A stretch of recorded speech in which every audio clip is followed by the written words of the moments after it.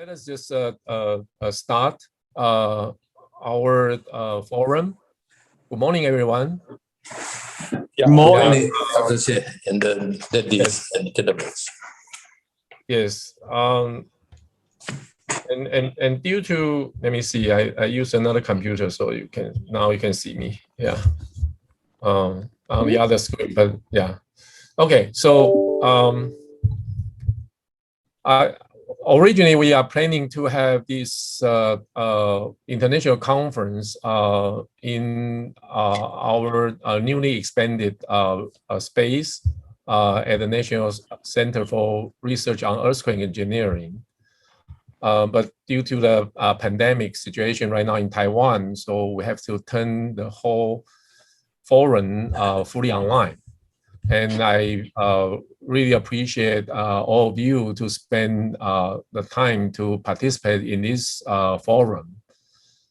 I think most of you know that in Taiwan, we have been adopting BIM for more than 10 years. And although in the university, in the classroom, we will talk about IPD with the student, but we still lack real examples in Taiwan. And also it's not that easy to collect practical examples of outside Taiwan to have a good demonstration to our students. And in the industry, actually, it's not that easy because at the very beginning, we try to persuade the government to implement design build for adopting BIM into our construction project. And we did have some success on this, but as I know, the current design build scheme is mainly in the procurement process that we have the design build.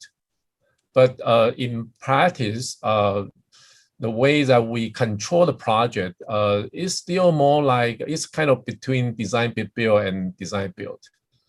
And I think currently in Taiwan, especially in recent years, starting from last year, I heard more voices from the industry talking about IPD, and actually right now we do have some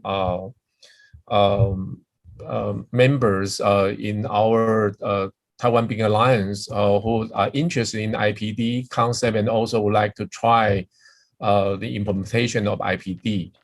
So with Charmaine visiting us in this semester, and she also give us many connections to Switzerland, to Japan, and also she has some experiences also in US. And through Dr. Minda Wang, I also know Alan Ma from Fubon Life, and they are currently trying to implement IPD. So I think it's a good timing for the Taiwan BIM Alliance to initiate the discussion on IPD implementation. And also there's a key element called target value design in the IPD implementation. So today we try to organize this international forum, and I thank all of the speakers in advance. And then on the screen, you can see that in a couple of minutes, I will finish my opening talk, and then we will start with two talks, one from Professor Daniel Hall. Currently, because his time is different from Taiwan's, right now is 3 a.m. in Switzerland. Yeah. So he pre-recorded a video, and then he will join the discussion later in the open discussion time. And then we will have Charmaine to talk about IPD and TVD in practice. And then we will take a break because usually for this kind of fully online session, it's not easy to run it for a very long time. So I think taking some break is necessary. And then after break, and then we will 3 more talks from Japan, from Fubon Life, and also from the law firm. Mr. Wang will talk about the legal barriers. And then after all this talk, and then we will have the open discussion among all the participants.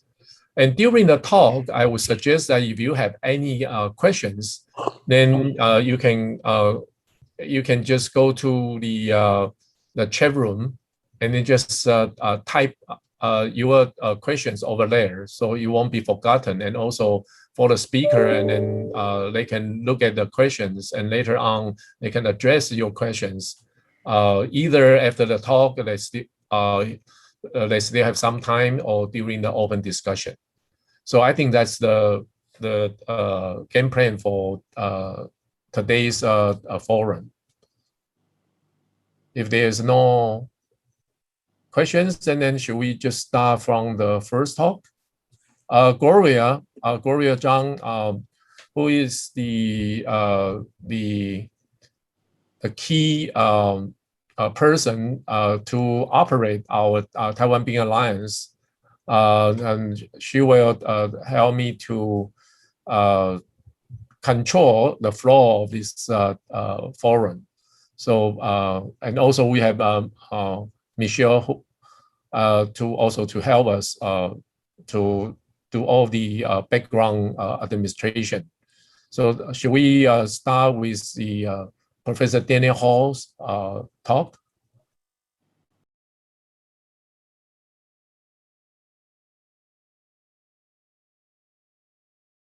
Hello, everyone. From my side, I'm very happy to be here at this International Forum for IPD and Target Value Design. My name is Daniel Hall, and I'm the Assistant Professor of Innovative and Industrial Construction at ETH Zurich. And today I get to talk to you about an overview of integrated project delivery, including the historical development, current practice, and the future markets. This is a topic that's particularly a passion for me. I did my PhD at Stanford University on the topic of integrated project delivery, or IPD. And when I completed my dissertation, I've moved to ETH Zurich here in Switzerland, where I'm now an assistant professor. And here on the right, you see our research chair, the chair of Innovative and Industrial Construction. And Charmaine Ming, who you will see next, is one of the members of our chair. So what are we trying to solve with integrated project delivery? I think that's an important place to start. First, we have to understand the nature of the fragmentation that exists in our industry.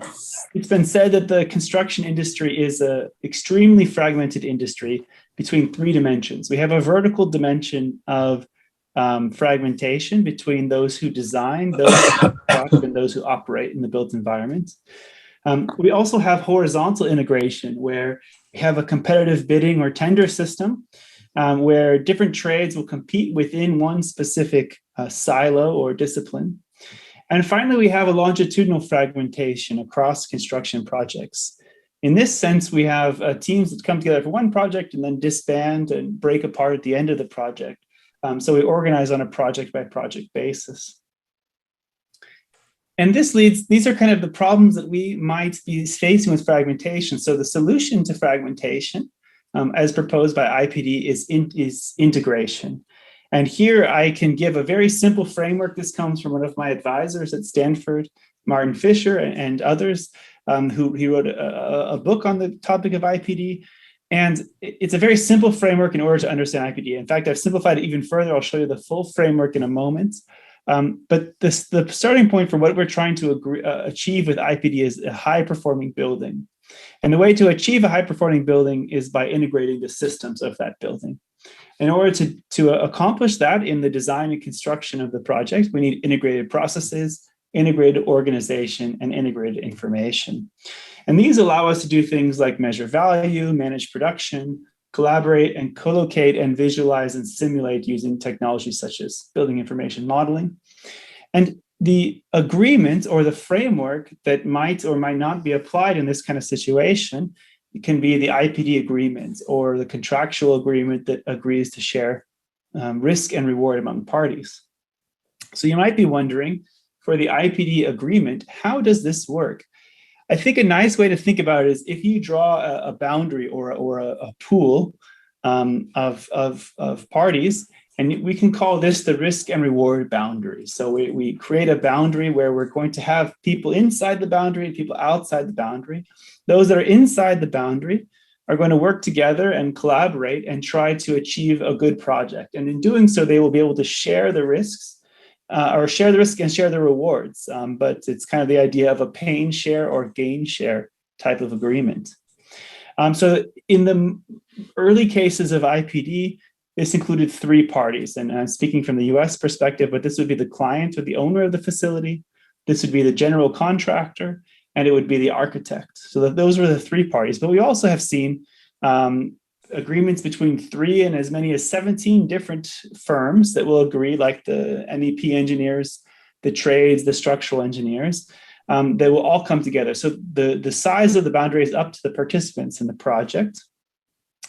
And there are others that are outside of the boundary, so just a normal subcontracting arrangement.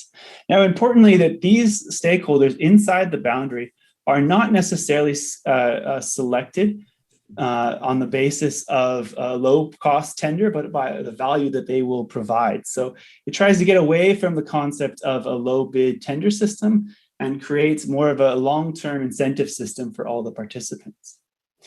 And what this really does overall is it creates a sense of a project-based company. So let me...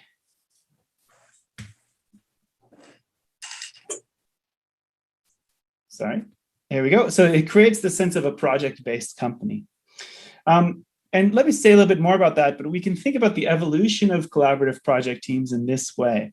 The traditional way it's been described of construction teams as one of a kind of decentralized and modular cluster. I don't mean modular like offsite, but I mean the sense that everyone has their own scope of work, their own silo. There might be a general contractor here in the middle who helps coordinate, but really everyone kind of knows how to do things based off of their own kind of practices, craft, and norms. What we've seen is that the introduction of things like building information modeling or lean construction or other collaborative supply chain practices has brought these companies closer together in this way. But it doesn't actually change the contractual arrangements like a IPD agreement does.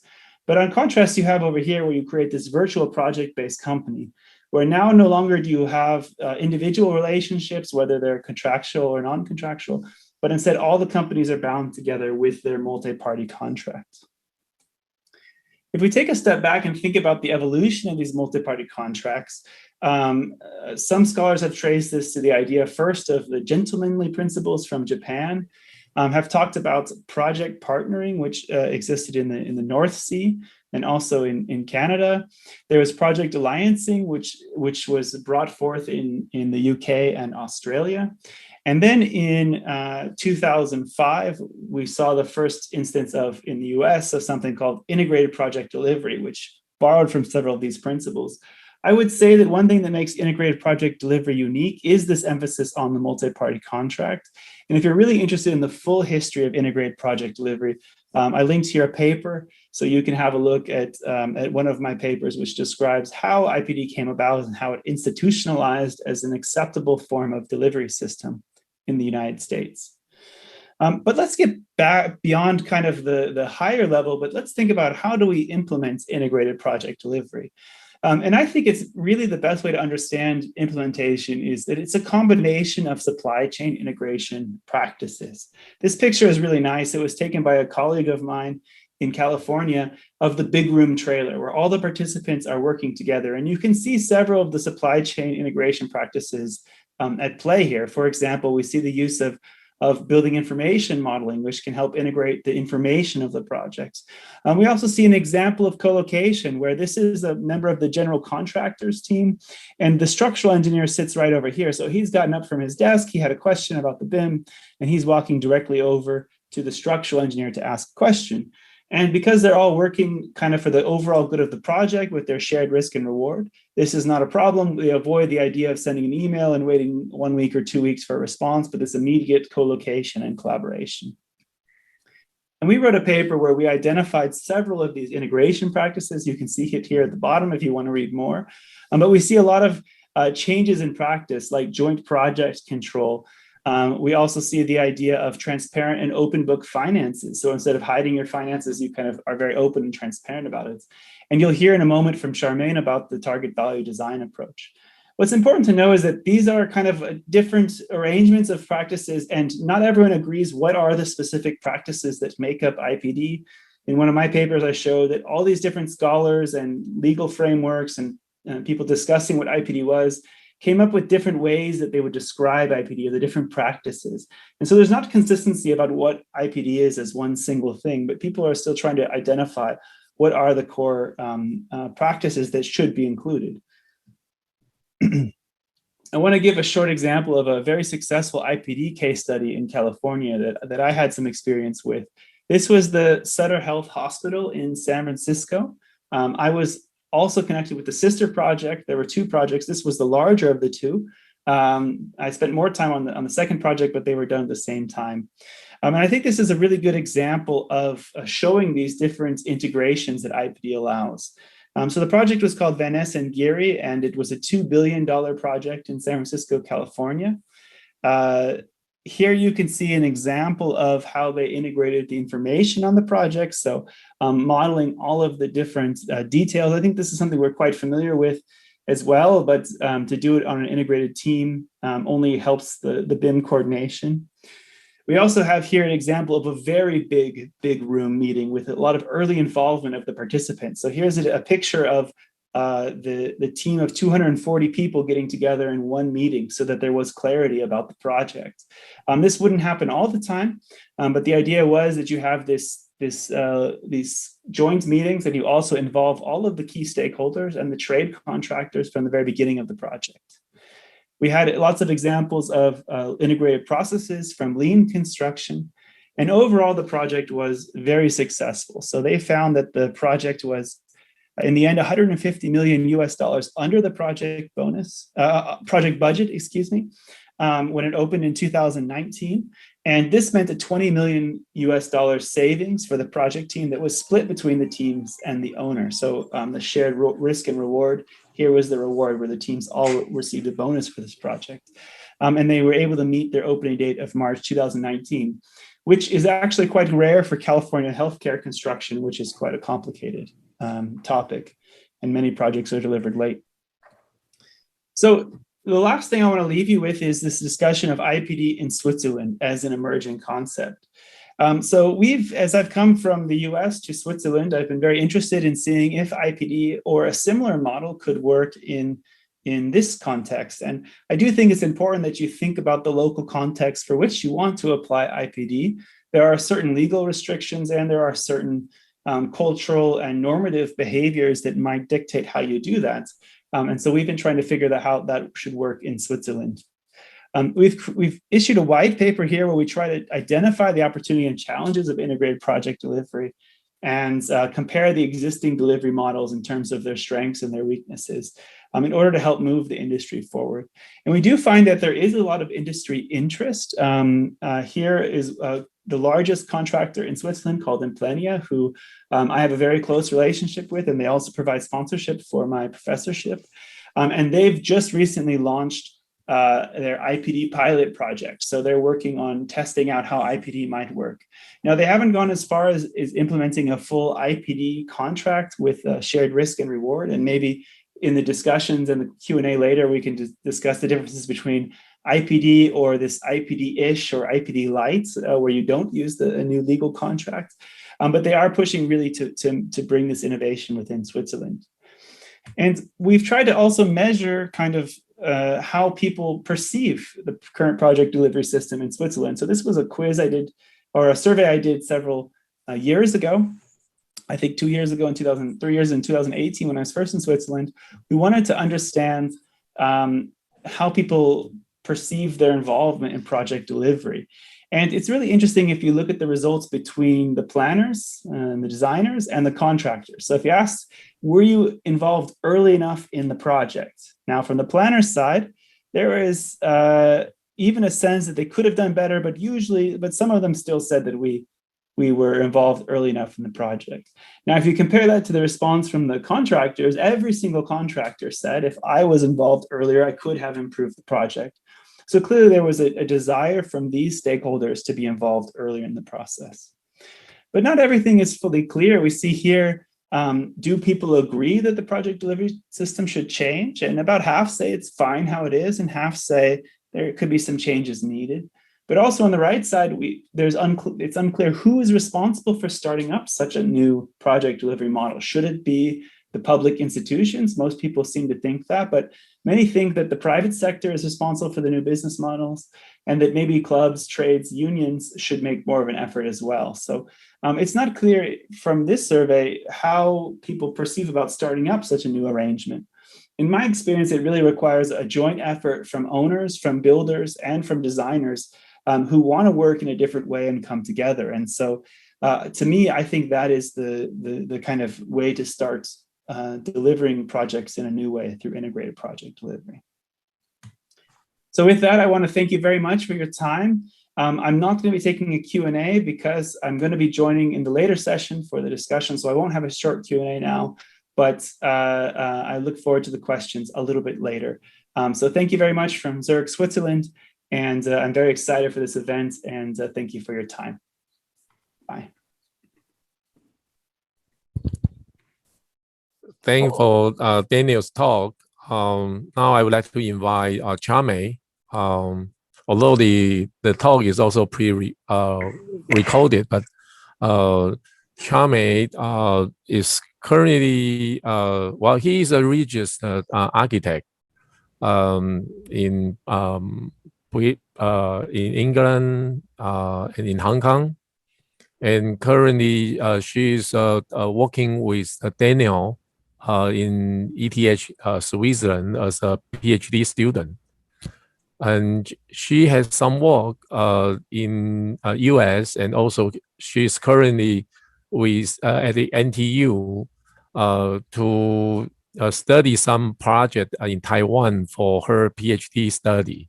So now let me welcome Charmaine to deliver her talk.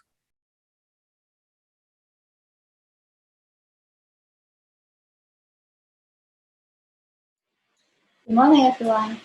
Thank you, Professor Hsieh, for inviting me to present today. A brief introduction about myself. I'm currently doing my PhD at ETH Zürich, supervised by Professor Daniel Hall. I'm a chartered architect in Switzerland and in the UK. I've worked on many different projects in the world with different project delivery models, including minor works, design build, construction management, and IPD.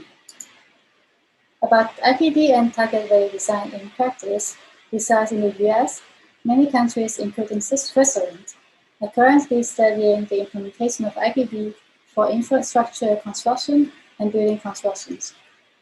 Besides theses and white paper published by universities, for example, the Swiss building unions also investigating how existing Swiss delivery models, for example, these four types, can be adopted for IPD process.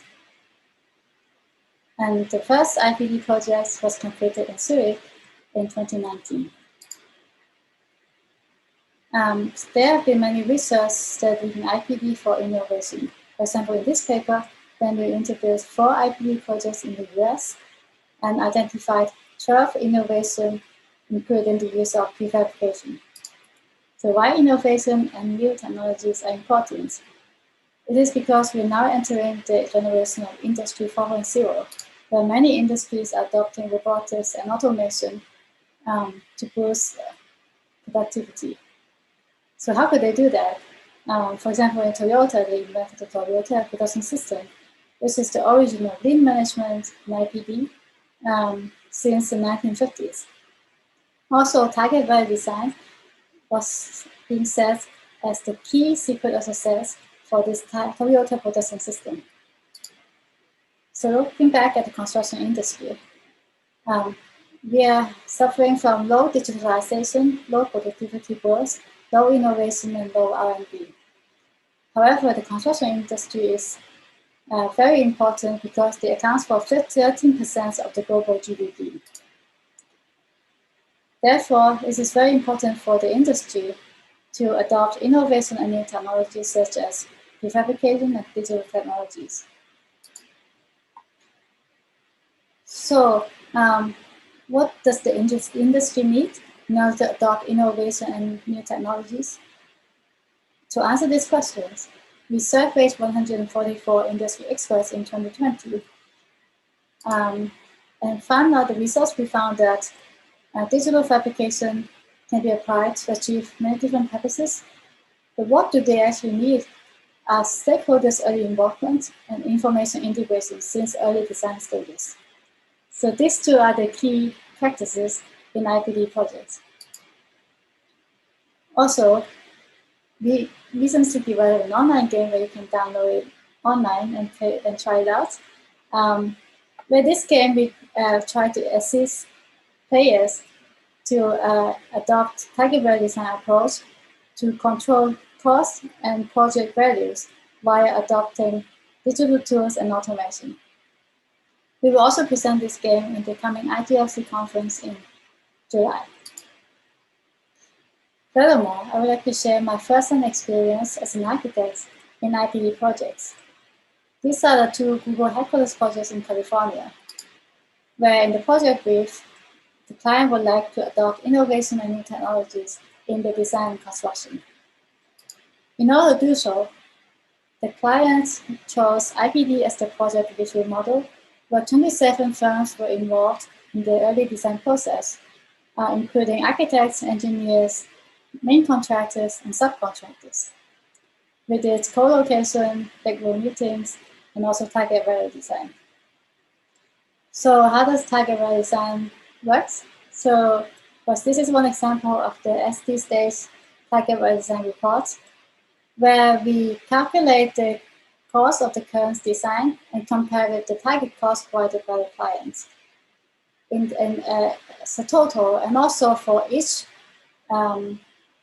package, we also calculate the current costs and compare them with the target cost, and we find out the delta, which is the cost which we need to further reduce in order to meet the client's requirements. Also, there are some pending credits and S, which are some further study we need to do in the next stage. Besides cost control, target value design and IPD also help us to work together with contractors in order to develop very detailed designs. For example, in the SC stage, we already developed very detailed roof build-up and building systems, where we also capture all the information in the 3D BIM model, not only with the geometry information, but also with the materials, the building components, and also the construction process information. And also one example of the innovation part is in the canopy, where the width of the gutters varies according to the geometry of the roof. And this actually will affect the glazing system and also roofing system. Therefore, in the early SD stage, we could able to draw this kind of details drawing because we work together with the key trade contractors to understand how could we develop the design further with the complex system. And also another thing is we still keep the cost under control. And because of the detailed BIM model we developed together with engineers and contractors, we could develop mock-ups in 3D stage and also prefabrication in the construction stage. Another project I would like to share with you today is the BFAB house completed by UT Zürich in 2019. So this is the project I'm currently doing research on, and this is the world first digital fabrication projects in full building scale. So you can see that this project involved 4 different digital fabrication technologies. For example, for the smart slabs, we involved the 3D printed formwork constructed offsite and assembly on-site.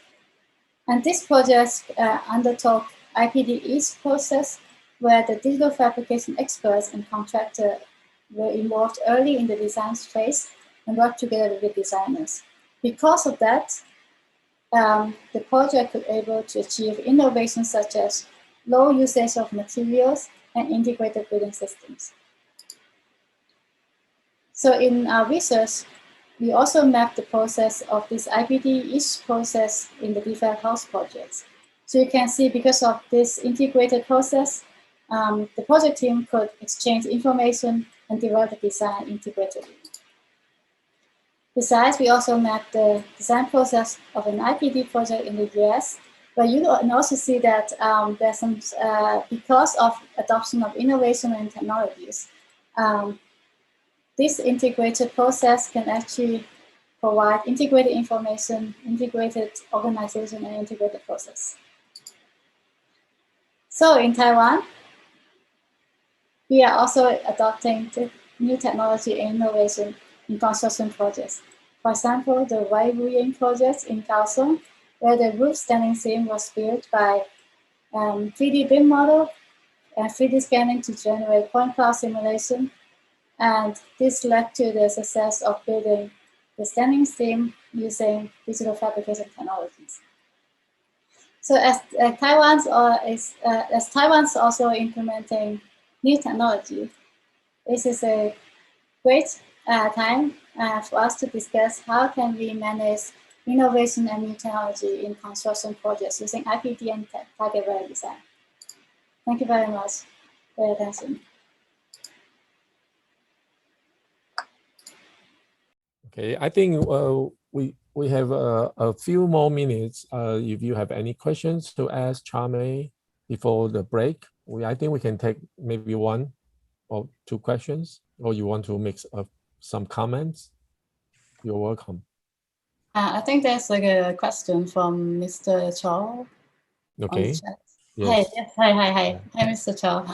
Yeah. I was reviewing the previous talk by Professor Hall. Yeah, he mentioned about the virtual company that seems a good idea for large projects, but unless the project owner has such a requirement for all the participants, I don't have a clue that who or which company is has the ability or has a responsibility to organize such a virtual company. Is there any successful story in other countries for this virtual-based company? Okay. Charmaine, do you want to respond to this? Yes. So regarding your question, there have been some cases as Daniel presented, but I think the best way is he answered this question. So about the Google project, we did try something similar. So of course, therefore, the contract, how to establish this virtual company altogether is quite hard. I would say we have a lot of challenges at that time as well, because still the company are still kind of separate from each other, but at the same time, because of that project, we have to co-locate and we have to work together and work for the benefit for the whole team. So this is the kind of like a conflict between this virtual company where part of, let's say, if I have my company, I joined the Google project. I have some colleagues working on this Google project with a joint virtual company, but at the same time, my company, I still have other team working on other projects. So I would say that the story was actually very interesting and very complicated. So therefore, the contract for this virtual company need to be very careful in terms of dealing with the interests of different companies involved. Oh yeah. Well, when Daniel is online, we can ask him the same question again. But I think owner should be the key stakeholder to organize this virtual project-based company. So Hello. I can respond to this a little bit as well. So yes, the owner need to engage in the project very intensively. Just like the Google project, the owner actually sits in all the meeting every time, including meetings. Yeah. It is really a burden at the beginning. A lot of programming needs to be done from the owner side. So if, of course, usually a lot of owners doesn't have that capability. So they hire project management architects or who can do programming of all these. And nobody has done it like in Japan as well, right? So, but I kind of remember listening to the first IPD cases coming from the proposal from the general contractors, to the owners. And because, the general contract, this was after subprime, and, the general contractors having a lot of economical problem under the economic pressure from subprime. So they are trying to find a way that they, to make a profit, because at that time, bidding into the project means loss already, even if they get awarded to the project, right? Because too much competition and a low demand. After then, the general contractors start proposing to the owner, and to have an open bid for the IPD kind of way. And so they're sort of in this competition by being, by proposing this sort of like integrated project delivery processes. And so in that case, but the owner needs to hire the project architect or project management entity to program it. And in a Sadak Health case, I researched the same case with the Daniel Holsan. Then it takes like more than a year and a half to program it, and at the beginning. So that's really that's like usually sounds like a burden to the owners, to the Japanese owners, but so that's the challenging issues that I wanted to address. Yes. Yeah. Thank you very much for Inoue-san's comments.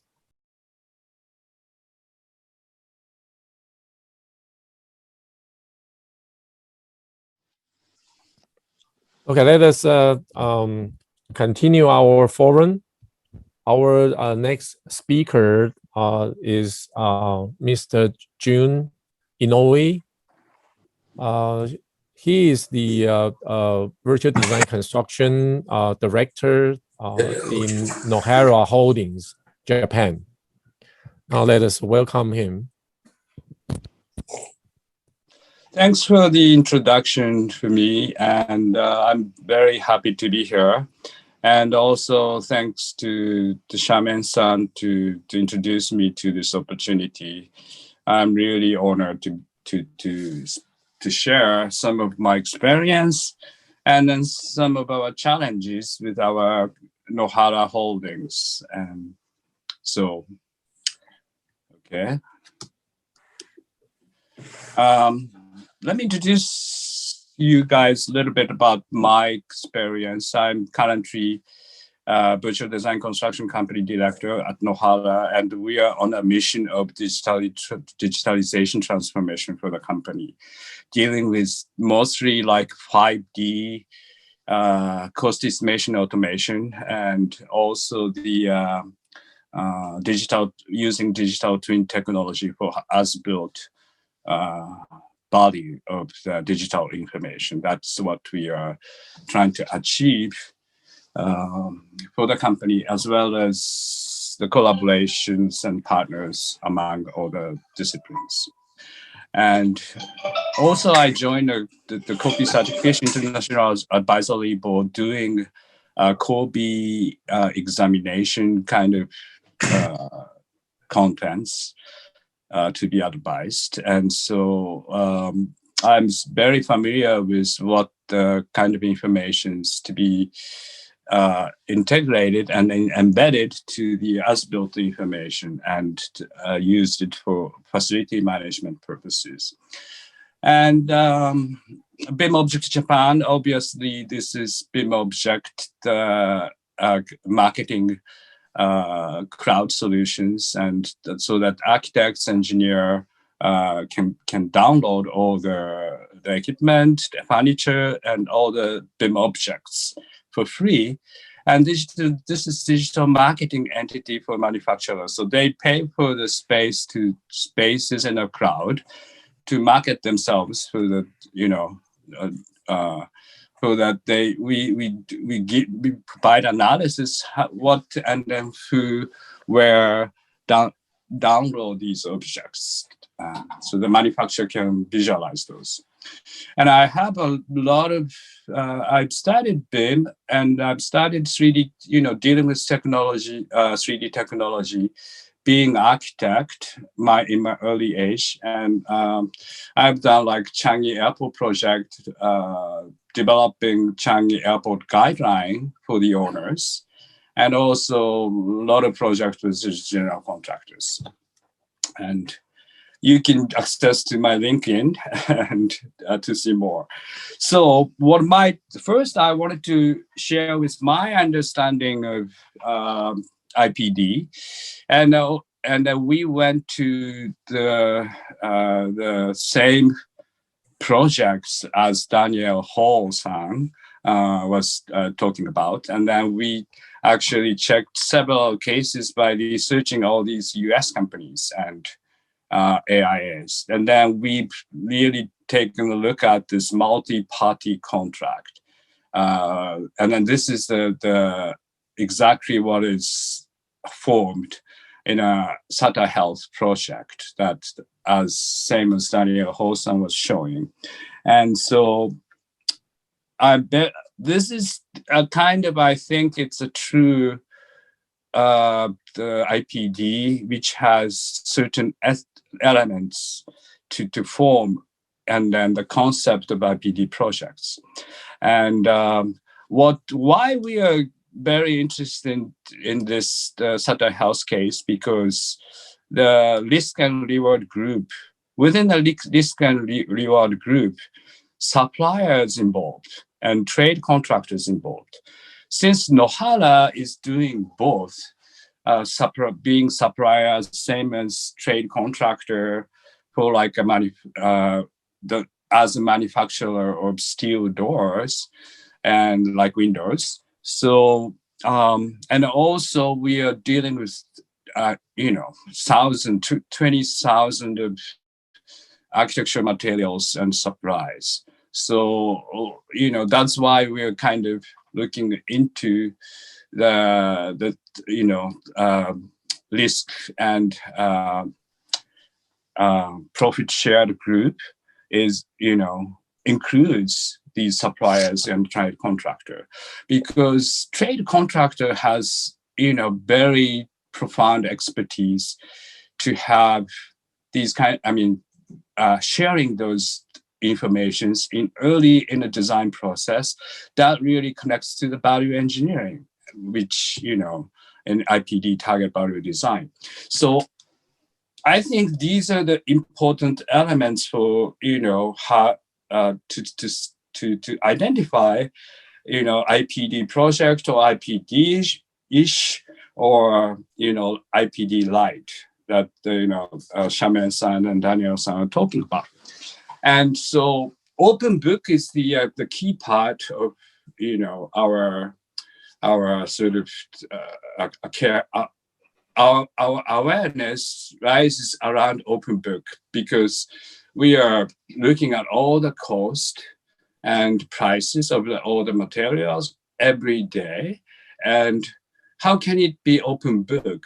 We try to make as gray zone as possible from the subcontractor side, and including consumption rate, which is labor. So wow, how can we be open book? But when we think of open book, if we can make it everything transparent, actually that becomes easier for everybody. So I kind of want to tell you why it becomes easier later. But the validation phase includes like base program. This is the hardest part, right?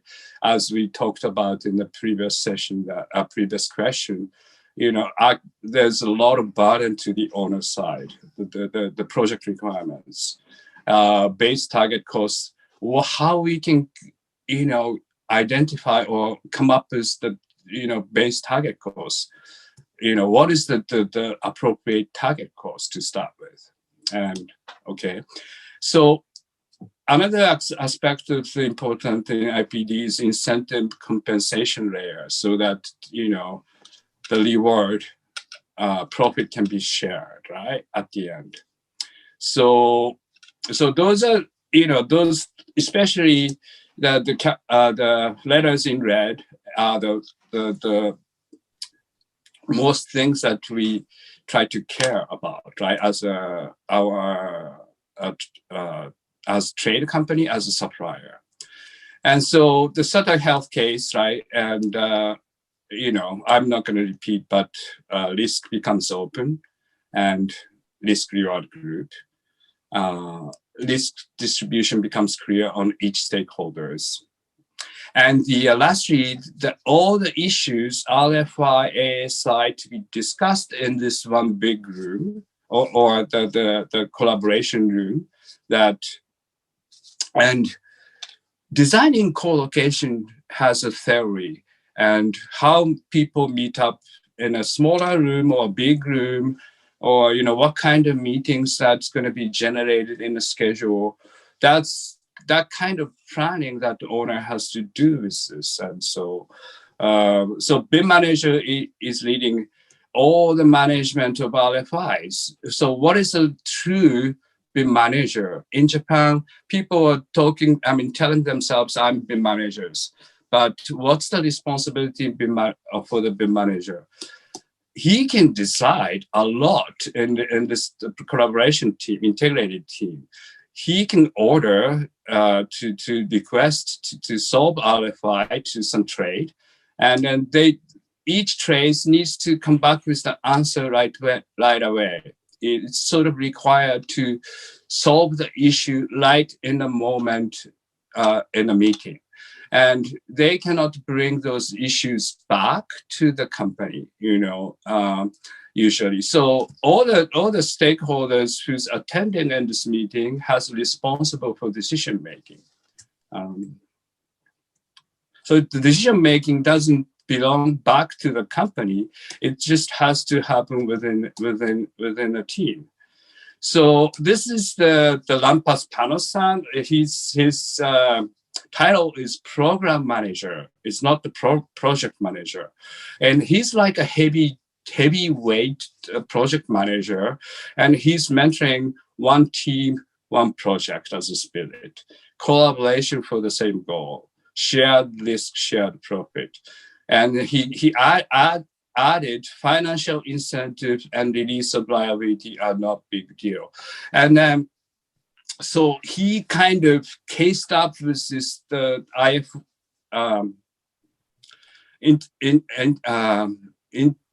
integrated form of agreement, IFOA agreement. That's going to be agreed at the beginning of the project among the risk and reward groups, and then he cased up that agreement and put it on a high location on a wall so that nobody doesn't have to touch it later. And because it's a collaborative work, the issues and challenges needs to be discussed and solved within one team organization. So in IPD, establishing this co-location is one of the key, but what can we do in a Corona environment, right? We need to do it in a virtually. That's creates another issue. Well, this is the BIM team, and then, iPad has been 300 iPad has been distributed. Everybody can look at BIM data with the software called BIM Anywhere. So everybody holds this iPad, not the paper, and then owner doesn't require construction documents at the end. They require the integrated, confederated as-built model at the end.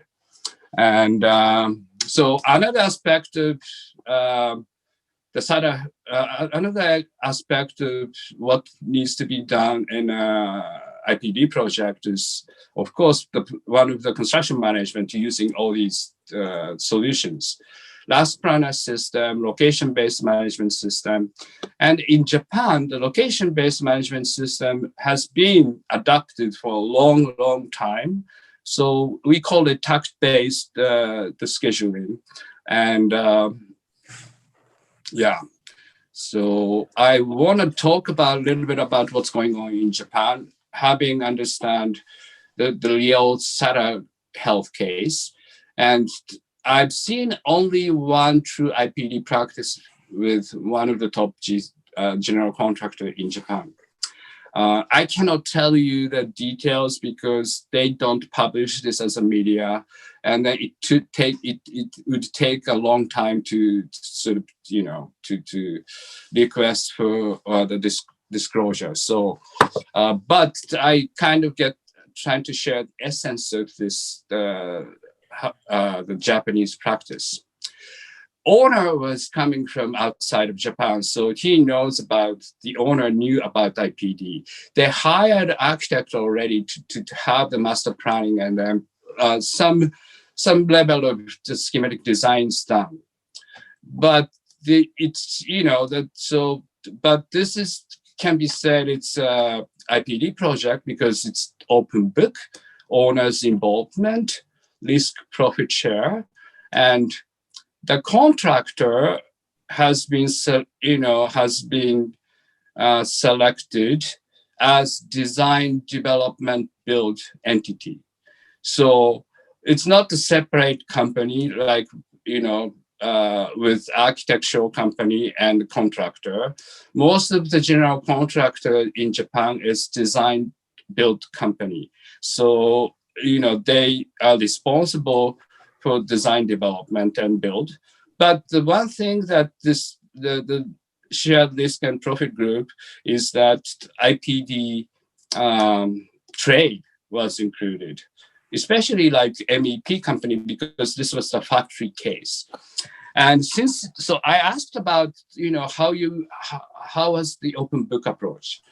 And then, they are very happy because they can be assured if they do teamwork and the good collaboration work, and then they can be sure that the profit is secured. So as long as this profit share as an incentive, they have so much better, better approach to be transparent, because transparency will suggest just mathematics, right? Transparency is very suggests theoretical approach, right? Don't try to make a lot of gray zones so nobody can really make it clear about. So to think of the Japanese IPD process, thanks to the Daniel Hsieh, he said a gentlemanly principle, and that has been like a legacy for 400 years in Japan between the master, which is owner, and the carpenter. Those like a simple relationship between owner and carpenter. Carpenter is becoming general contractor, right? And if you think of that way, then it's like a gentleman's agreement can be understood. So when I think of the Japanese IPD, maybe this can be applied to the Taiwanese case that this general contractors is design build company. And if they are if they can become transparent with the cost and quantities, then owner doesn't have to worry about, how, and awarding the Japanese company with the lowest bid, right? And and then the timing for these GC and trade contractor will come in, could come in very early in the process, probably after pre-design, like master planning, and then from the schematic design phase. Then so what the Nohara is trying to do is to get sort of have a, like this very I don't know if this is called gentlemanly agreement, but we were sort of doing our promotion to the GC. How can we make our, partnership like this, and to do that. So these are all the issues that I've been talking about. But the most important, I'll highlight one thing. Within a current contract with lump sum agreement, usually the construction, the building agreement, the construction agreement is lump sum agreement. The owner may take responsibility for the last risk. Is this called gentleman's agreement?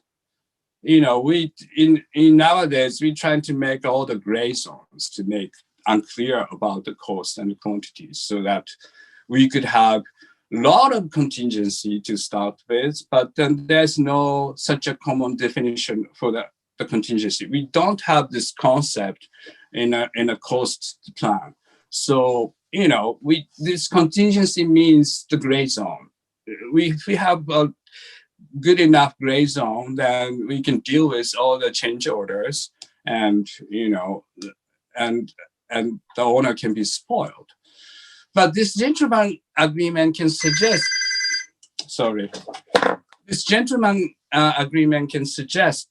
the long-term relationship with subcontractors and general contractors and subcontractors. So they have already building up, the partnership to start with. And so under the limited time, what can we do with the target value design to establish the approach for the IPD? We thought this 5D cost is really the key for us. The current condition of the cost simulation or the cost estimation happens like this.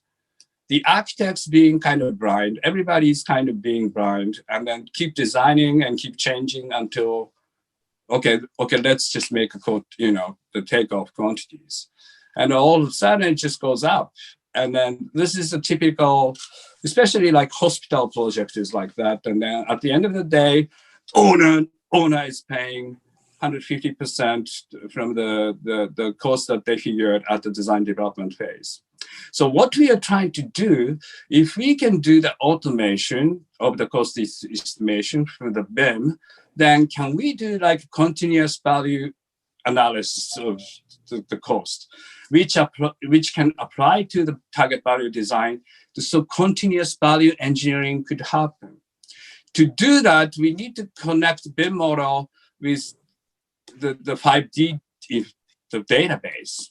That includes the consumption information, which is labor, and the other one is like the material information, and also a lot of other things, the logistics, the liftings and stuff on the site logistics and logistics itself. And so this is something that I wanted to sort of challenge you questioning about how much is this steel door for the apartment complex like this one? The right answer is, it all depends, nobody can really answer the fixed price for this. It all depends on the price parameters for the market and also the factory design details. Of course, this is more like science. You can kind of add up. But this factory pricing really doesn't directly relate to the price that they get for the general contractors. How many doors in purchase order, which GC is ordering. Depending on the GC, the amount of the purchase per year can be counted for the unit price of the door. So which GC is ordering, where is the construction site? This relates to the logistics. Where is the order? What kind of design, right? And so at the end of the day, nobody can answer this question. But I want to tell you that what we are trying to do, that we try to make this generic library that can be cost estimated, and then that can transfer the information to the factory, to the digital fabrication. That's what we are trying to do, so that what kind of the parameters that architects needs to decide. Like switch structure method, opening method, fire rating, company standards. But the factory will have more than hundreds of parameters to get this order. And so, but that process needs to be automated for having the fabrication information. So what elements are included in the 5D? Material, labor, machine, logistics. And we are putting all these information into the, so-called historical information. We are taking last 2 years of information and categorize it, and then to put it into here and making all the relation each other. And one of the hardest things that we can get is the consumption from the labor cost from the subcontractor. This is where that the subcontractors, we make a lot of gray zones. So to get this labor information is the hardest thing. But so why that they are collaborating with us? It's for the future, near future. If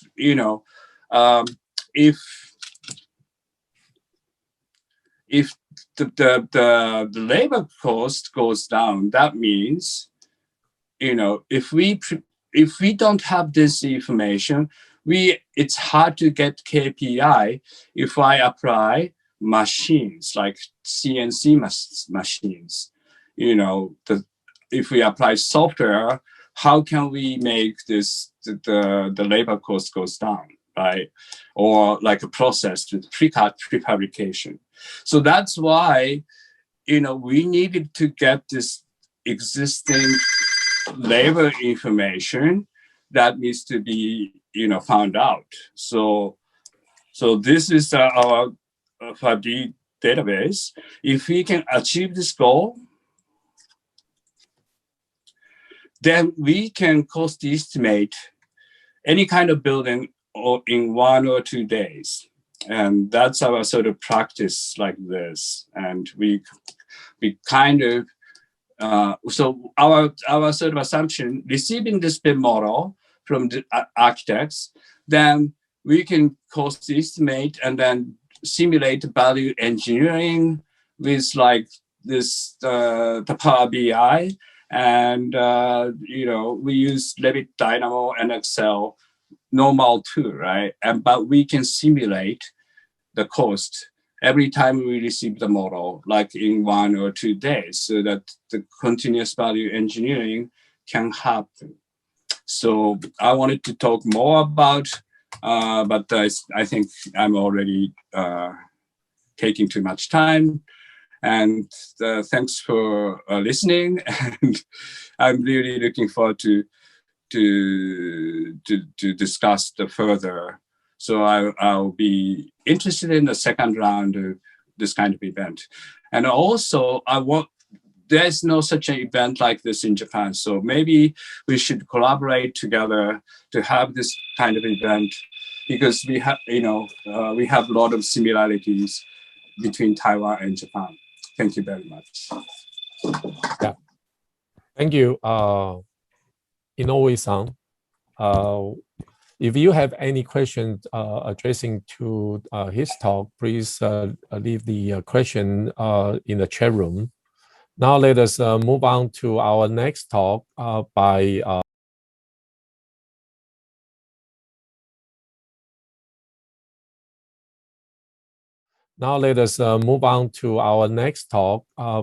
Alan Ma. He's currently Vice President from Fubon Life. And in Fubon Life, he has been trying very hard to implement IPD and face some challenges. So he is going to talk about the challenges of implementing IPD. Hello, everyone. I hope everyone is watching this recording safely as we maintain social distancing during the COVID outbreak. My name is Alan Ma, and I'm a Vice President at Fubon Life Insurance's Real Estate Development Department, and I'm also serving as a consultant to Fubon Land Development in their operations departments. By now, I'm sure everyone has base level understanding on what IPD is and what it promotes, but there are always disconnects between theoretical and practical, especially when IPD we've been discussing comes from Western cultures where businesses are conducted differently, as well as government regulation. So what does IPD look like when we try to apply it in Taiwan? How does it function? What are the challenges? I don't have all the answers, but this is an experience and journey that we are currently in the process of exploring at Fubon. But by discussing them here with you today, I hope to inspire everyone to push to improve and explore the possibilities of a better sustainable future. So the outline for my discussion today will loosely follow this format. First, we'll start with the Fubon mission and why we're pushing IPD internally. Secondly, I'll talk about some of the roadblocks that we are facing for the things that we're trying to do. And lastly, I'll close with some words that will hopefully inspire you today. So Fubon Mission 2030. I just say 2030, but it's sooner the better. There's many goals that the company has as a whole, but the ones I want to talk about today are the ones regarding sustainability. The vision.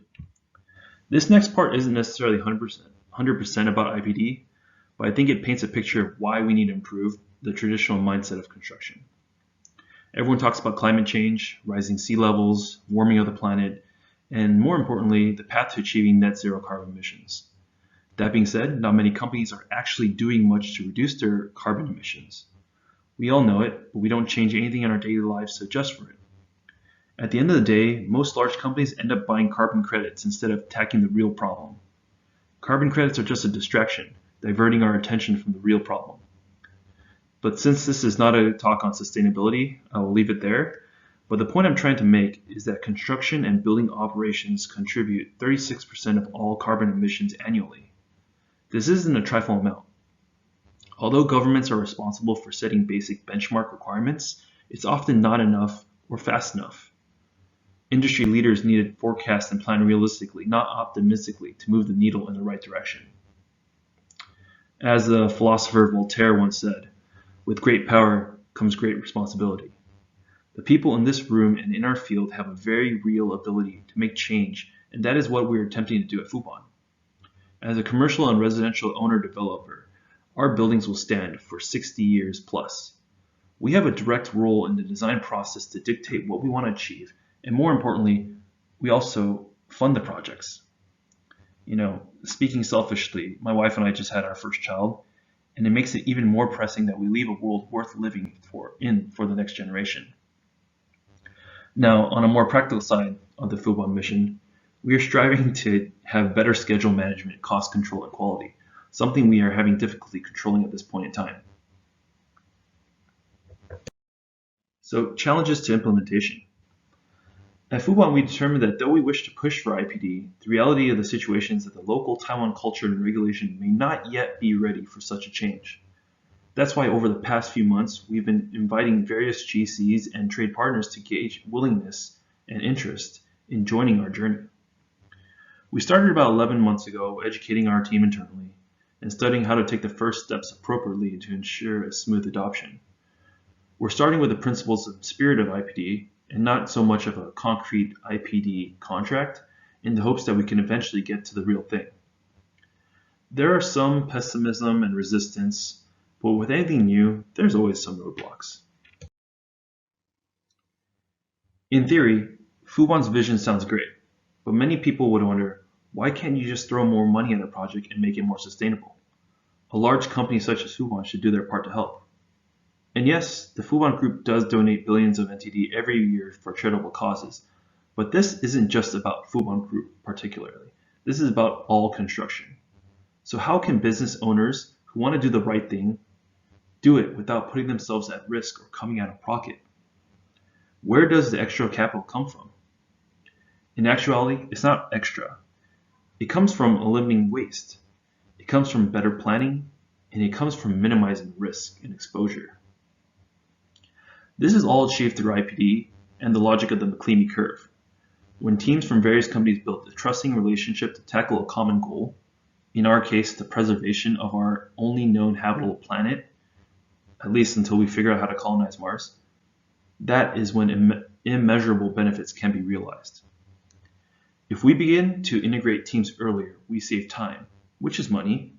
We can study multiple variations of a project with target value design to deliver the best product at the best value.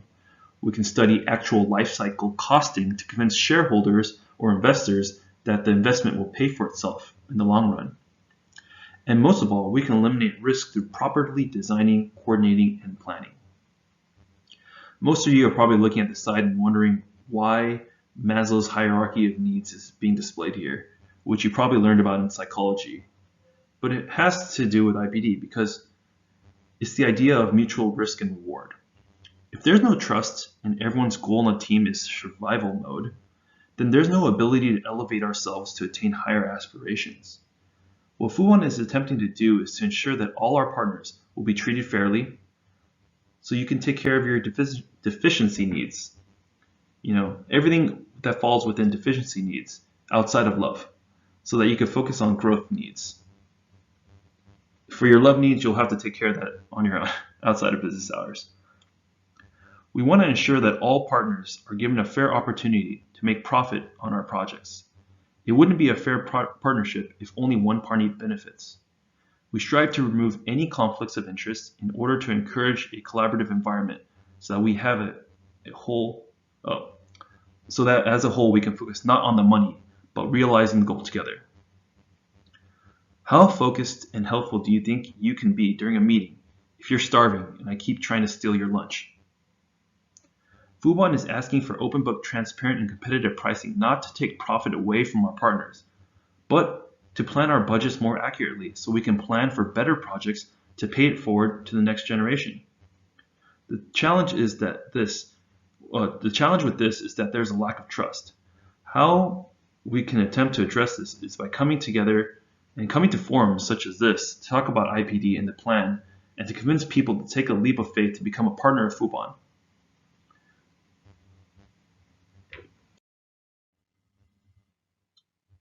First who, then what? So last time I spoke, I touched on the discussion of how Fubon is focused on early involvement and how to select the right partners for the IPD journey, and how to obtain pricing when you only have SC drawings.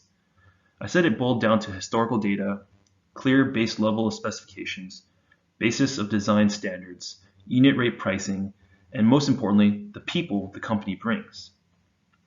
I'm going to repeat myself a little bit from the last presentation I made. It starts with the interview process. No longer do we have a general contractor bringing their director and marketing teams and sales teams to the meetings. We are requiring the actual team members who will be running the job to be front and center. And it's a discussion to find out if you're the right person and the right team. Do you understand what my goals are for the project? Do you understand your role in this team and what you're going to bring to the table? Do you have the experience and ability to identify the risks on the project and proactively solve them during pre-construction? Do I want to work with you for the next 3 to 4 years? It's important to create nimble teams to quickly target roadblocks and move them out of the way. All companies have their A and B teams, sometimes even C's and D's. Just because it has the same logo doesn't mean you're getting their best. The analogy I love to use is Toyota has the Yaris, as well as the Supra. Porsche has the 911 and the Boxer. Same logo, different performances. We're looking for the best. Right now, the problem we're facing is that our GCs are just too busy. They're busy delivering traditional projects, so they don't necessarily want to take a risk on something new. There's a lot of interest, but not motivation. In my perspective, it's a bit short-sighted and a lack of forecasting on their part, but I can only lead a horse to water. I can't make them drink. This doesn't mean that there are not companies and people who won't strive to do better and to create this partnership with us. And when the economy turns, Fubon will still be here developing buildings, and will reward those and favor those who took the time and effort to invest into a partnership through the Preferred Provider Program. Another difficulty we face in Taiwan is hyperbolic discounting. The inclination to choose immediate rewards over rewards that come later, even when the immediate rewards are smaller. Hyperbolic discounting can result in poor decision-making because it incentivizes impulsivity and immediate gratification. Decisions that prioritize short-time gratification often neglect and detract from the benefit of long-term decision-making, which sometimes includes gains far greater than those for immediate decisions. When making decisions, we tend to favor options that are certain. That means that we're often willing to accept a smaller but certain reward over a larger gain that is less certain because there is a chance we won't secure it. While long-term rewards are not always more risky, part of the reason for this is that we have difficulty understanding long-term consequences. We are bad long-term planners because we can't see and evaluate the future effectively. There is also some uncertainty. Not only that, we are often overconfident in our ability to procrastinate and solve the problem later. GC partners that only focus on immediate profits might not be willing to make costly adjustments in their management that are necessary for future profitability. But it's not just one-sided. Even internally as owners, there is some resistance to adopt the IPD approach. It requires new contract structures, more upfront planning, more cost control efforts, more hard conversations up front, and learning something new. As owners in a traditional mindset, it's pretty easy where you bid out a set of complete documents and that's it. You just deal with any problems or changes later during construction. But we all know how it goes in construction. Death by hundreds of meetings and large change orders, delays, VEs of quality items, always opting for the easy fix instead of the best value option in the sake of maintaining schedule. That's not the way you get the best projects. But aside from all this, what is important is to have a clear goal for all team members to strive for. If you don't have a target, what are you aiming at? If you have nothing to measure, how do you know you're successful? Historically, there's been a lot of lost time due to unclear parameters and late decision making. At Fubon, we're looking to change this by doing some of the following things. Establishing the clear vision up front for our target market, as well as the general target budgets. No longer are we starting projects with empty cabinets for design teams to go buck wild. We are setting up a structured platform with clear requirements in the ceiling, but allowing the teams to be creative within the parameters. We do this via management tools such as target value design. Also, we're creating a tiered decision-making process where not all decisions must be approved by top-level managers. This breeds trust and empowers our teams to take ownership of the project. As long as it aligns with the project goals and is within the established budget, it should be allowed. Measurement of accomplishment should be set up properly. As mentioned before, if the measurement of success are not established up front and accurately, there is no telling how well a team is performing. These metrics should be reviewed frequently with the entire team to give real-time feedback for adjustment. If we wait till milestones to provide feedback, then it's too late. Even though I say we're looking to change things, this is a cultural issue which is something that won't be solved overnight, but hoping we can chip at this little at a time. In closing, is the timing right in Taiwan for IPD to succeed? Most of the challenges we are facing are not complex and can be overcome with the right people and enough effort. But it's probably not the most ideal time given the power in the market has shifted to the sell side. That being said, I'm hoping that our partners can forecast the long-term benefits of an integrated team and take the first steps in the right direction, investing for the future. Because future generations are relying on the leaders of today to make the right decisions for a better tomorrow. IPD isn't going to just happen because an owner or the government wills it to. It requires the right people and teams coming together to accomplish their goals together. Thank you.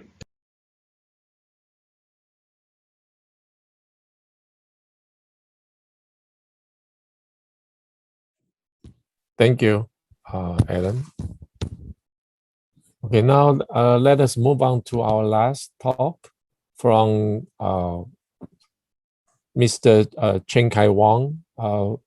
He's a partner in Dayton, Taiwan. Let's play his pre-recorded video. Maria. Hello, everyone. My name is Chen Kai Wang, and I work at Dayton's Taipei office.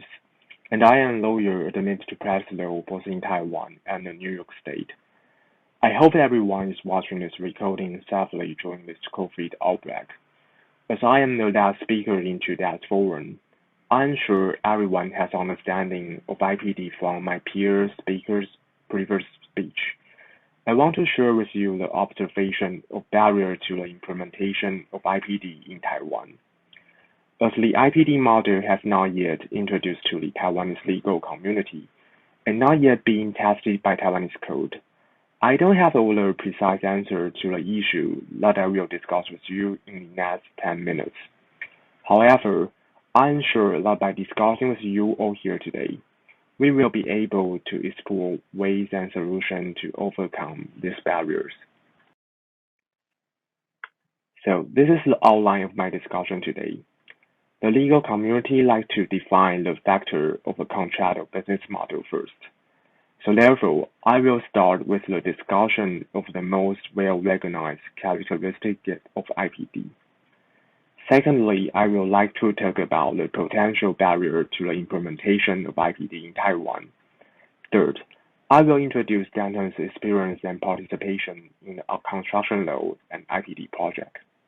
Last is the conclusion part with some words which hopefully will inspire you with the future outlook of IPD in Taiwan. So here comes with the first part of today's discussion. From academic study, the IPD is distinguished by a contractual arrangement among the owner, the contractor, and design professional that aligns their business interest. So we could conclude the most well-recognized characteristics of IPD as follows. So the first one is multi-party agreement. This is generally a single contract among multiple parties, including at least owners, architects, and contractors. In this contract, all elements are clearly stated and normally include incentives and risk-sharing, payment methods, dispute resolutions, and the responsibility of all involved parties. Second, the early involvement of key participants. So one of the most fundamental advantages is that all the key parties should be present and involved from the earliest design phase. The third one is the shared risk and rewards. So the incentive compensation layer is incorporated in IPD projects. Generally, the project goals are set at very early project stage, and the project participant will receive the project jointly. The next one is collaborative decision-making and control. In IPD projects, the decisions are made based on mutual agreements among all project teams. Instead of solely made by the owner, the IPD management team comprises representatives from all the involved parties. However, the details implementation could be conducted by the project management team. And the next is liability waiver. The IPD agreement generally will require a liability waiver among the key members. but is therefore willful misconduct. The sixth is jointly develop and validate goals. So by giving an initial planning budget provided by the owner, the project member will develop target goals and project goals jointly. So which is normally include the criteria of quality, schedule, diversity, sustainability, and implementation. The last one is the use of BIM. An open information exchange based on BIM can facilitate the collaborations among all participants. The second part of my discussion today is the barriers of the implementation of IPD in Taiwan. As IPD is new to Taiwan, the owner's willingness to adopt IPD model is critical. Without the owner's willingness, this will not be able to be shared among all project members. And second, I think it's very important to receive the support from government. For example, in recent years, the offshore wind power fund has become very popular in Taiwan, most probably due to the support from the government. So if IPD is unable to have the support from government, it may be a long way to go in Taiwan. Third, industry leaders and stakeholders are already aware the traditional design bid-build model has led to excessive litigation here in Taiwan. However, the understanding of IPD for industry participants is quite rare. So therefore, it is important to enhance the industry leaders' awareness on the advantage of adopting IPD, such as the liability waiver among the team members, provision for the incentive pool, and which may reward the participant without litigation. For the following slide, we will move to discuss the possible legal barrier to implementation IPD in Taiwan. I think the first one and the most important one is the enforceability concern. Because IPD contracts have not been tested in Taiwanese code, and this untested status may bring a legal risk to the IPD participant. From a lawyer's perspective, contracts with the new and untested may definitely bring concern because there are no legal authority or precedents which could provide assurance as to the legal risk assessment. And the second one is in public projects. The implementation of IPD may be hindered by Taiwanese government procurement act. To be more specific, it raises concern on whether the procurement act and local practice allow all participants become a signatory in a public bidding project. Second, the early contractor involvement may also be impeded by the competitive bidding mechanism here in Taiwan.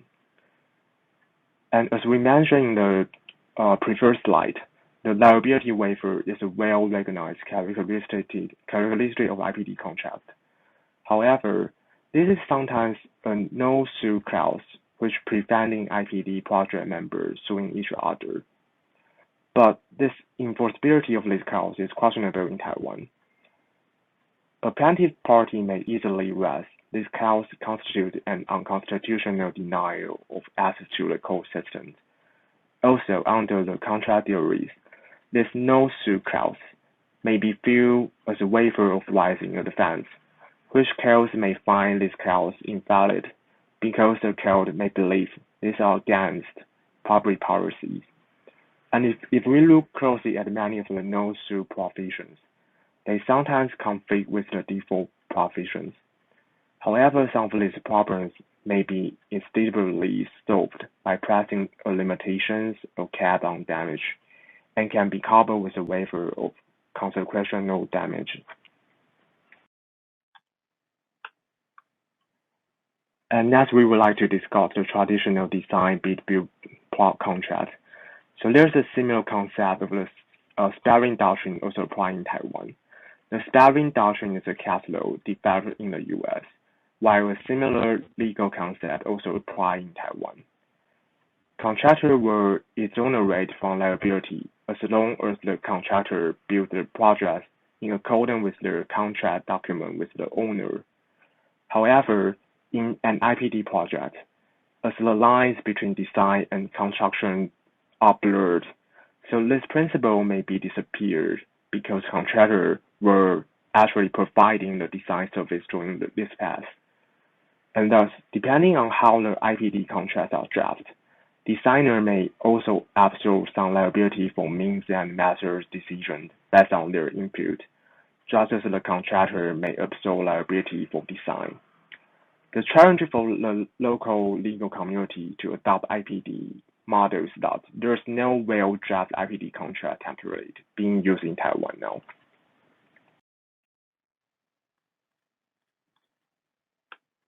From this slide, we can so not all kind of indemnity clauses are valid in Taiwan.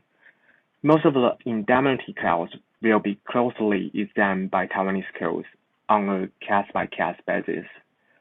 Indemnity provision can be divided into three different groups. First is so-called broad bond, those in which the indemnitors indemnify the indemnities for everything. Second, indemnitor is not responsible for the indemnity's sole negligence. And the last one, each party is responsible for its shares of comparative fault. Many of the commercial documents use the third one, and most owner and contractor in the traditional design bid build contracts use the second type. However, with IPD contract, the second type is not commonly used, partly because of the liability waiver and no-suit clauses adopted in the IPD. Therefore, whether such indemnity clause will be valid in Taiwan will need to be localized revised. Must start with the negotiation deal among the IPD project member and how it is formalized in writing.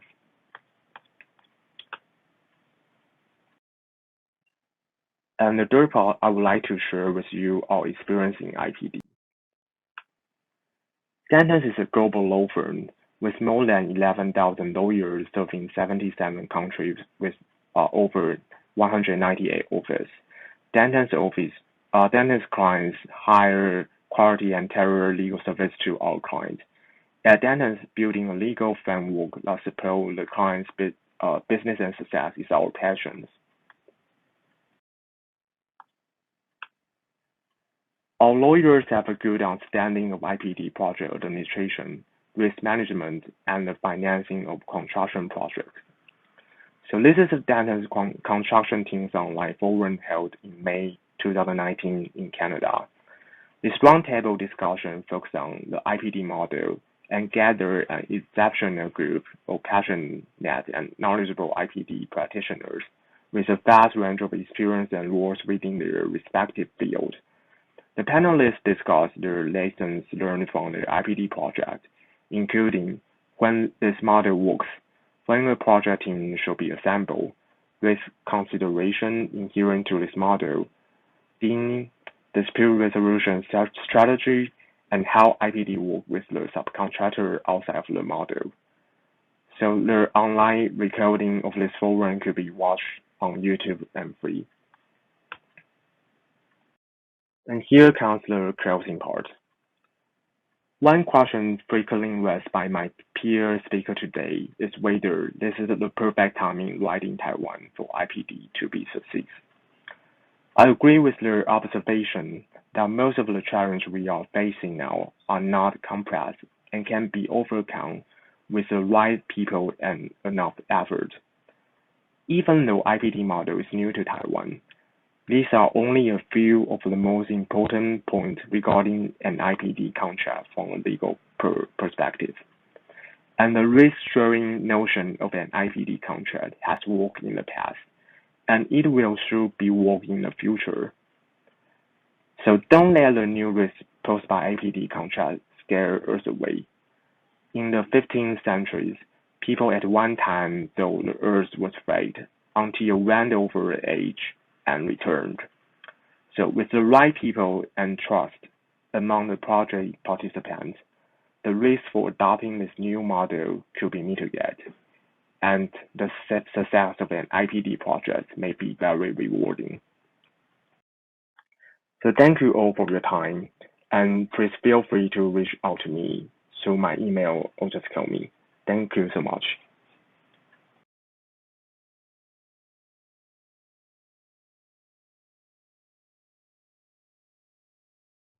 Thank you for all the speakers' talk.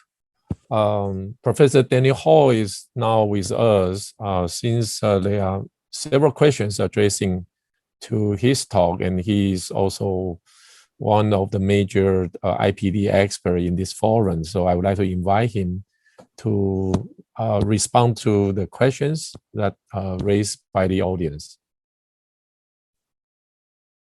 Daniel, yeah. Hello. Good morning from my side. Thanks everyone for letting me present. Hi, Patrick. Yeah. And I see two questions. One is about how to make it real, if I understand correctly, since things go to business contracts, how to make it real. I will share in the chat. This is just here is a template contract, and I'm speaking now from the US perspective. There are actually several different types of emerging contracts for IPD. Some of them are sponsored by the American Institute for Architects. This is the most common one. I think it's called the Integrated Form of Agreement, IFOA. And so I think a key question we have in Switzerland now is, and I expect this same challenge for Taiwan, is how do we take something like this and change it to be acceptable for the local legal community, as we were kind of saying. And so to me, that's kind of a key step to make it real. But to also make it real, you need someone to do it. You need someone to take the risk and to do the first project. And that's a team. So of course, I think the owner is a key part to get it started. It's their money and their project. And you need the right partners on the design and the construction side. So I think, someone has to be willing to take the risk, probably not with your biggest and most complex project, probably with a simple pilot project. And that's the best way to make it real. So that was the first question. Yeah. I see a second question about if my paper speaks to the contractual arrangement, challenges, and lessons learned to make the concept a reality. Yeah, the paper that I linked, I'll put a link to it in just a moment. And what this specific paper did was just look at how IPD developed in the US over a period of about 10 to 15 years. And it was talking about some of the institutional barriers that IPD had to overcome. I'm amazed just listening to the last two presentations to think, US, Switzerland, Taiwan were different countries, but then when you hear about the challenges of construction, they seem very similar to each other. And so, yes, we kind of addressed some of these institutional challenges, but that paper does not address the specific challenges that a project faces, which is a new way of working, new ideas like how do you manage a project to target cost using something like target value design. There are some other really good papers for that. And there's a lot of literature about IPD that exists. And I'd be happy to point people to the right direction with specific questions. Thank you. So do we have any questions or comments from the floor? We have Mr. MT Gao, who is the CEO for Sinotech Engineering Incorporation. Yeah. He has a lot of experiences, especially some international project experiences. Do you want to give some comments or some suggestions on how in Taiwan we can implement IPD after you have listened to all this talk? Okay, thank you. Thank you, Dr. Hsieh. And so I also heard many speakers. I said I appreciate their comment and their lectures. And so maybe it's good and give us a right expectation and the conceptualization about the IPD. However, many talk about it's difficult to find suitable people in Taiwan, trustworthy and also capable. Yes, especially when you put all your attention on the general contractor, which could be a key element of a successful delivery of integrated project. And I would like to say, due to over-competition and inevitable market, inevitable market fragmentation.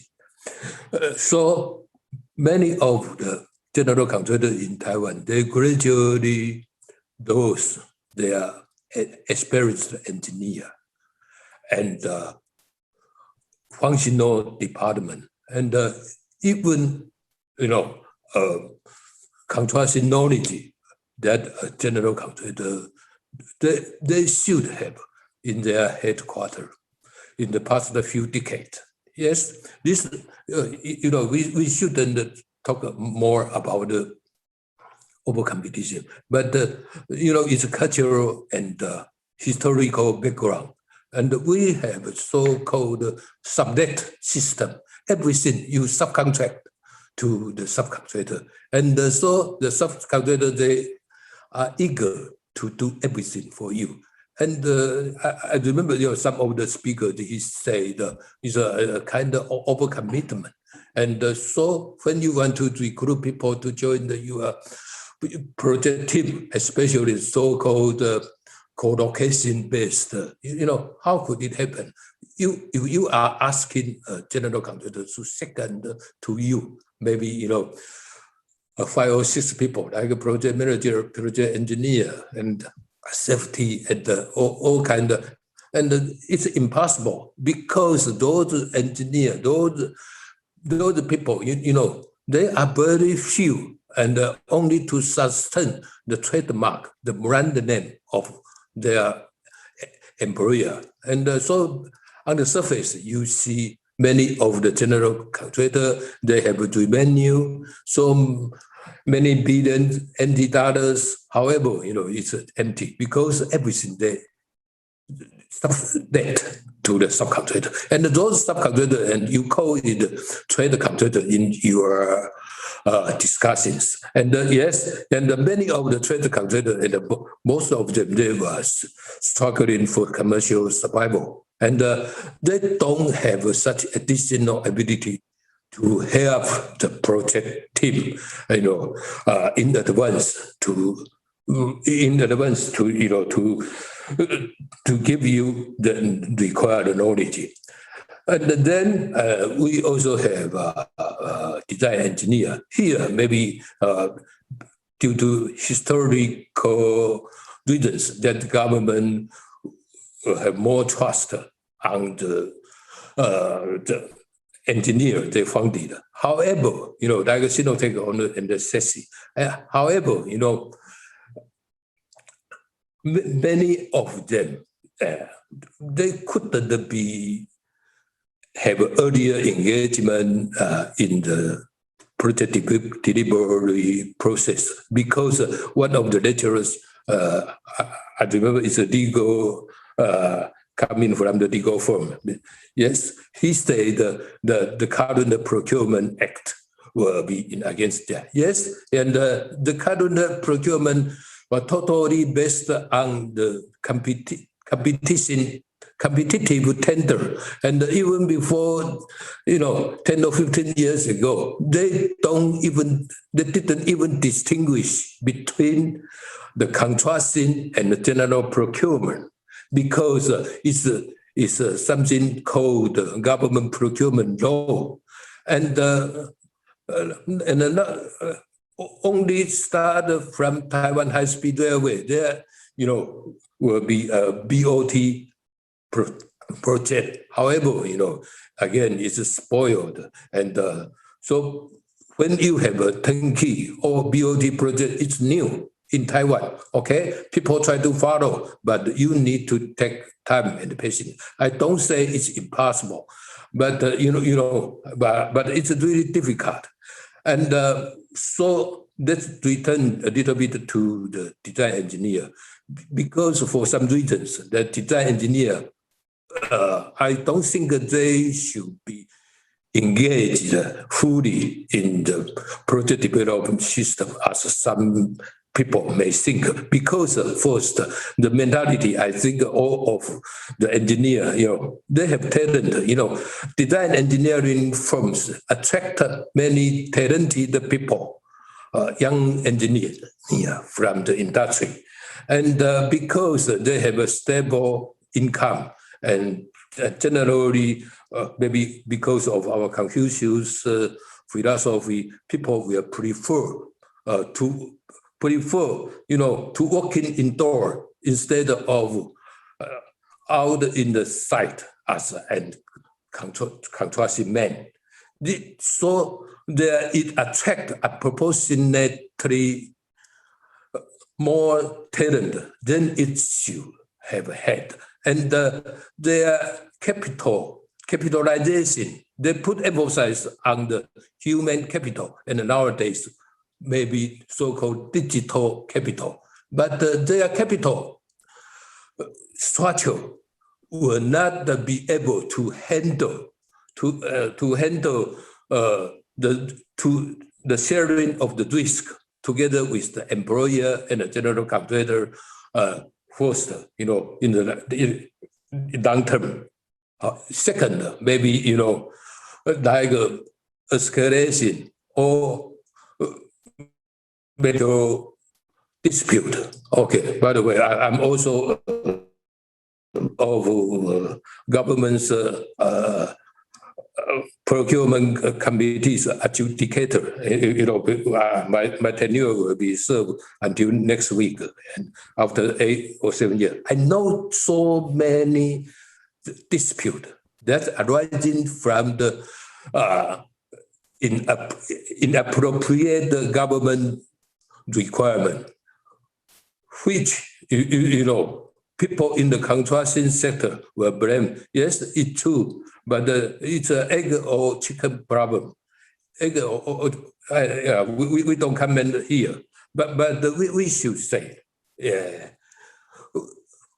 white collar professional in Taiwan were preferred, and when you want the general contractor to be professionalized, it's very difficult. So that people you don't find adequate and trustworthy engineer from the general contractor to be your partner. And the consultant firms, due to their nature, they are not like Beto or Parsons or like Snow Mountains in the Australia. They were not the structure to undertake the risk. That's why I feel a little bit pessimistic. But again, who could know that? Because in Taiwan, time and the patience will overtrump everything. If you do have time and patience, maybe, another 5 or 10 years, maybe the general contractor will evolved, and maybe you are able to be a right partner of the so-called IPD, and maybe we should wait and give high hopes. Thank you very much. Yeah, thank you. Yeah, I think as Mr. Gao pointed out that I think for implementing IPD into Taiwan's construction industry, it requires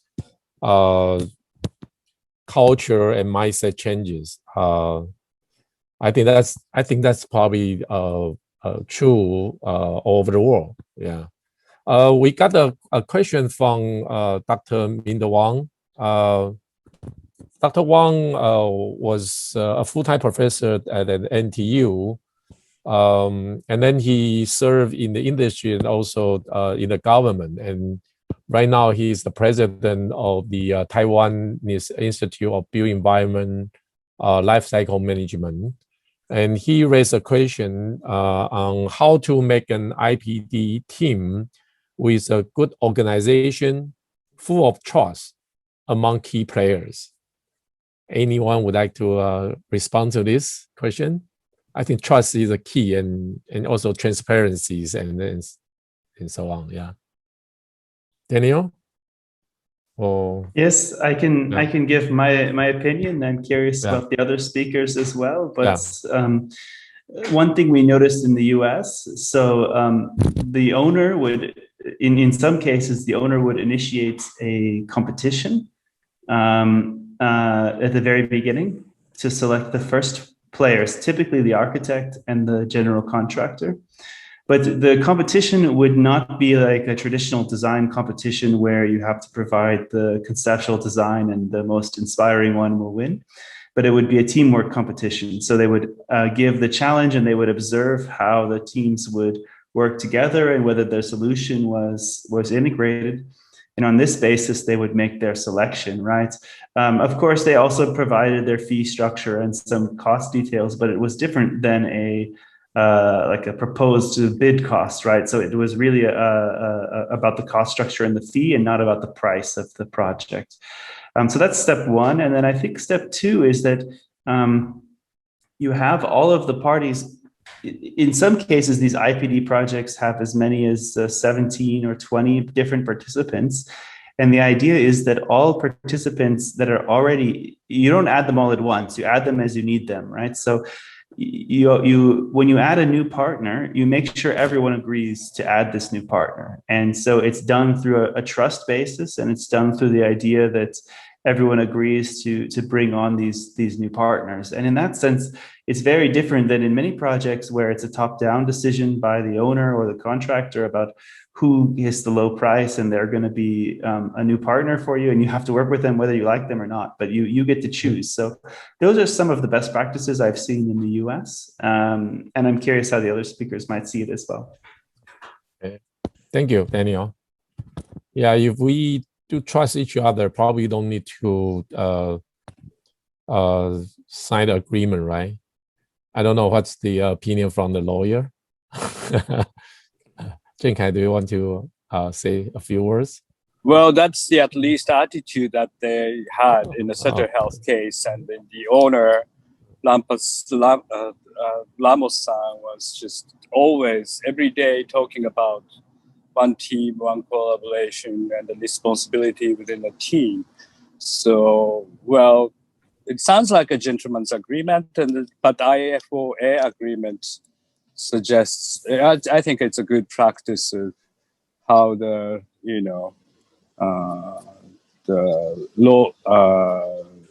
lawful agreement can be done. That's one of the best practices that we can differ. So, Daniel's side happens to be the same case that I was really researching in San Francisco. Yes. And James Pease and those guys. Many of the same people. Yeah. Yeah. It's just coming from like a Stanford area. So. I wonder what's the Dayton's experience on kind of balancing the trust building and also setting up effective agreement among the stakeholders.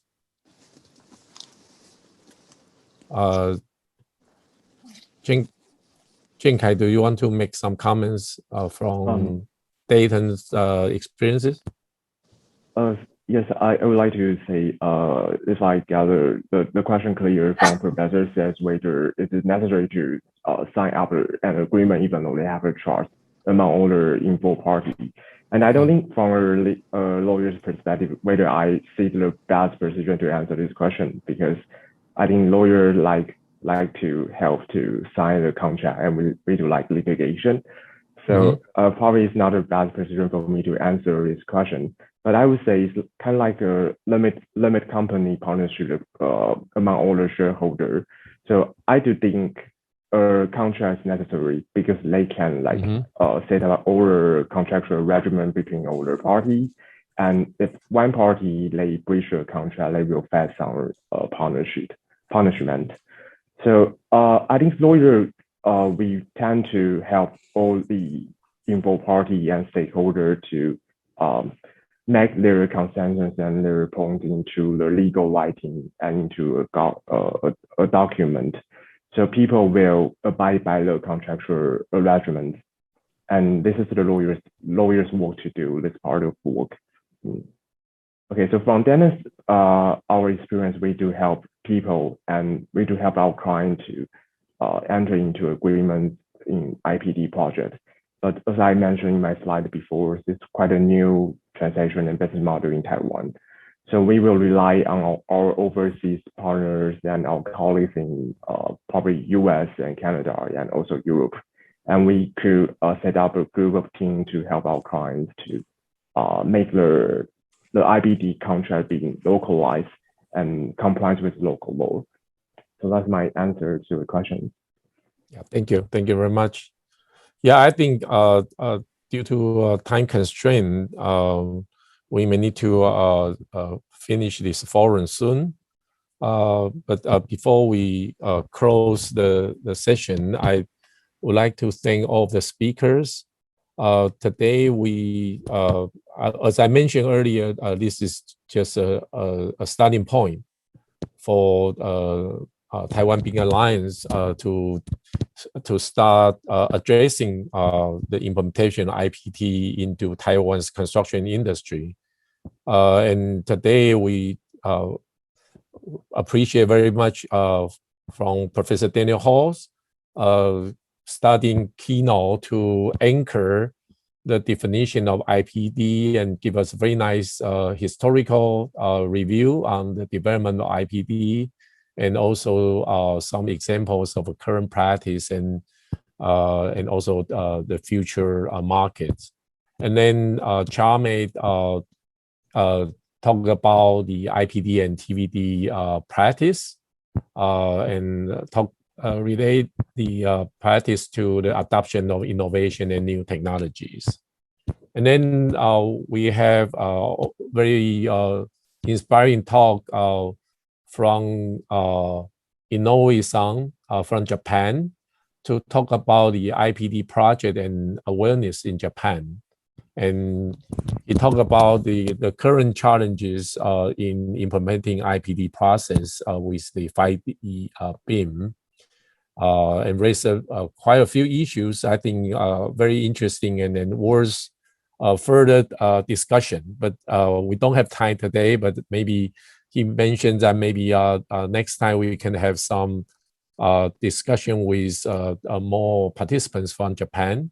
And also we'd like to learn more experiences from Japan since we are so close.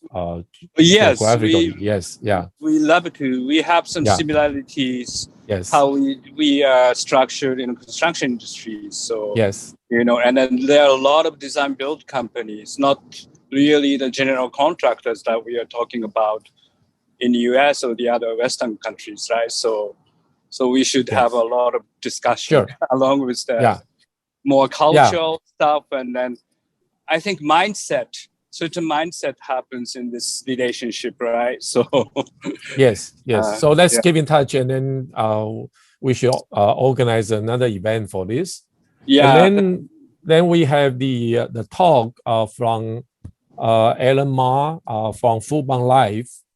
I think you can see that he has been working very hard to implement IPD in Fubon Life, and then he talked about in very detail how he is looking at the mindset change in Fubon Life, and also how to change the culture and how to select partners for the IPD teams.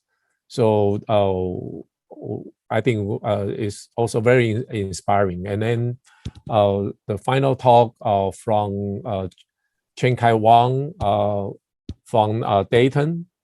So we have a better understanding about the possible legal barrier to the implementation of IPD in Taiwan. I really appreciate all of the talks and also the discussion among all the participants. Thank you very much for attending today's forum, and look forward to seeing you next time when we organize our next event. Thank you. Okay, bye-bye. Thank you so much. Bye-bye. Bye-bye.